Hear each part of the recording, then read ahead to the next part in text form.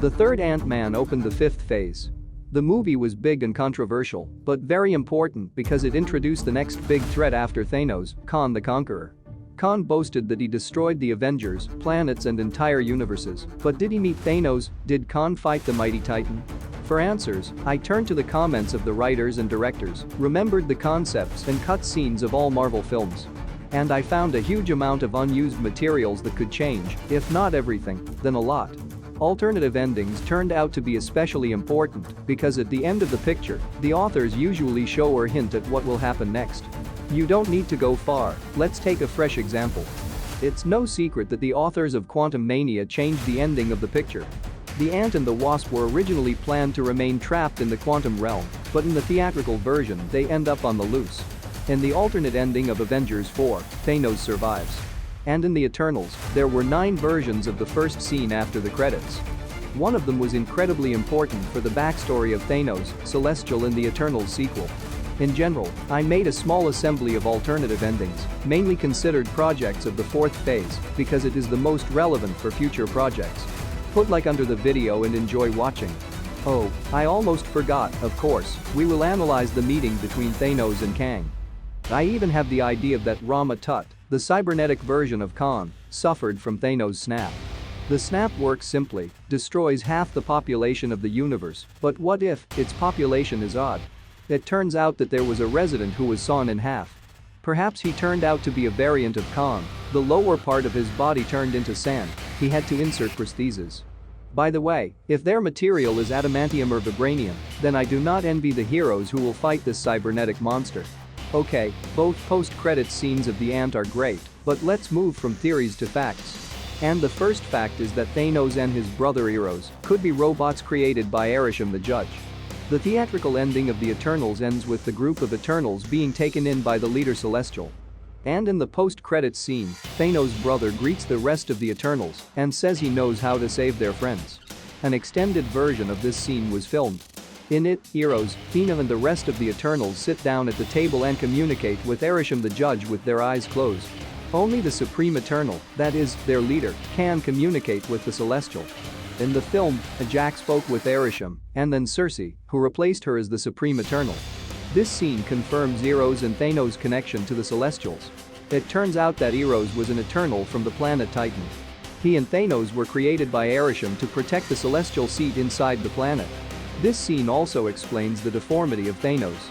In the film, Arishem says that some of his creations have evolved without his control. These creations can be 2 brothers from the casket, not the same from the face. Thanos evolved, acquired an ugly appearance, a purple color, but received tremendous physical strength. And his brother may not be the Supreme Eternal, but he can use their sphere to communicate with the Celestials. This is also evolution. Ryan Firpo, one of the writers for the Eternals, revealed that there were 9 versions of the first post-credits scene. They had different characters, for example, Phastos or Cersei could have been instead of Droog, but Eros was the key. The writers revealed that there was a scene in the film where we were shown the past of the planet Titan. It revealed that Thanos and Eros were the Eternals who guarded the seat inside Titan. But they failed in their mission. The planet's population died before the Celestial could be born. So the Celestial is still sleeping inside the Titan, unless, of course, the embryo has died of starvation. There was also an alternate ending where Icarus survived. And no one took the Eternals. Instead, Arishem would wipe the entire team's memories and send them to another planet to guard the next Celestial seed. Chloe Zhao decided to give up this ending because she thought it was too tragic and creepy. The Eternals sequel hasn't been announced yet, but the cast and insiders are teasing that there will be a sequel. There was an insider that the film could come out before the Secret Wars, a lot of indications that the Eater of Worlds will appear in it. Let's hope. The sequel to Strange became the central project of the fourth phase, exploring the multiverse. The film went through production hell. The director changed, the script was rewritten several times. As a result, the plot twists, holes and dialogues amazed the imagination more than any multiverse. The picture has a very bad script, but a beautiful Scarlet Witch, who looks almost like a god. Wanda easily kills the Illuminati, humiliating the strongest telepath and turning the smartest person in the entire universe into vermicelli. In one version of the script, Richards was kept alive. At the end of the film he was shown in the Baxter Building. This is the place where the Fantastic Four usually hang out.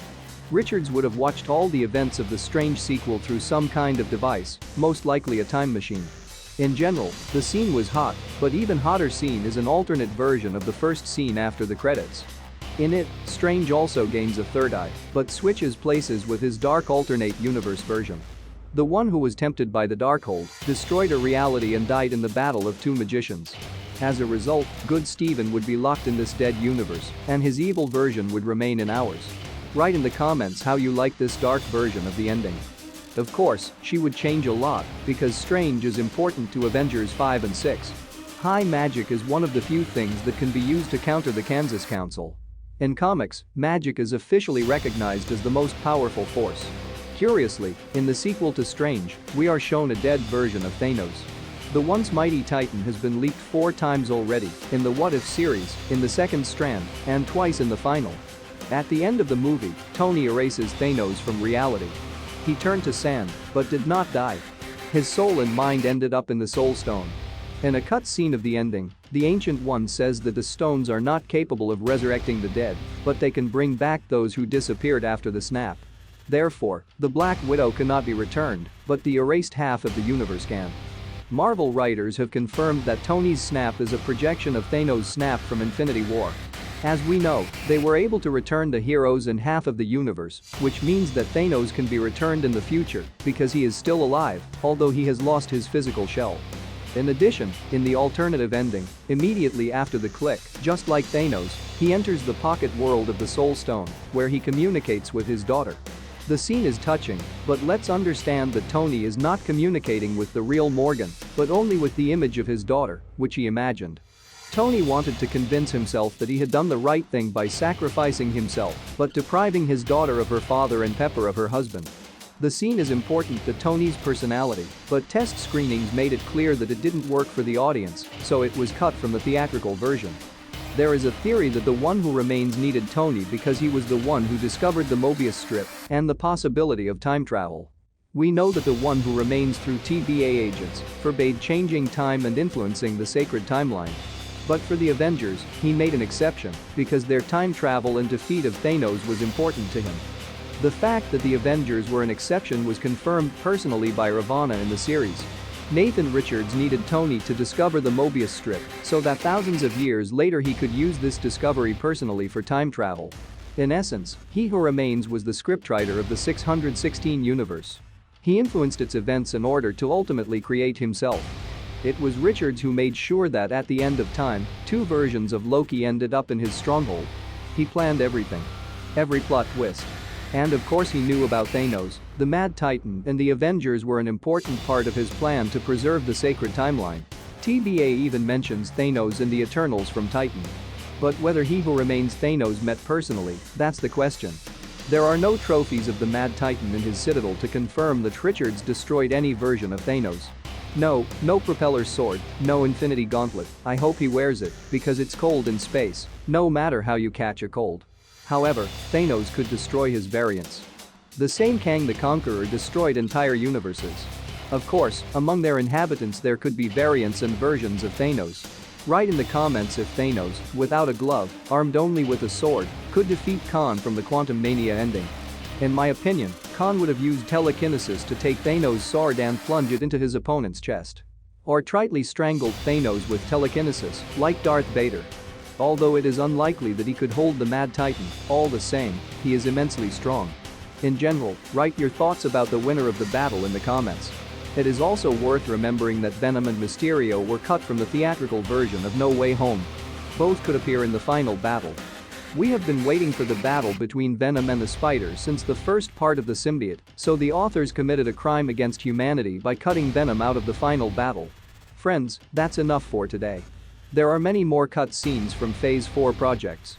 The love line between Namor and Shuri is especially amusing. A 500-year-old man and a little girl who looks like a boy. It's good that this cringe was cut from the film. If you want to see my analysis of other cut scenes, then feel free to press the thumbs up. Thank you for watching.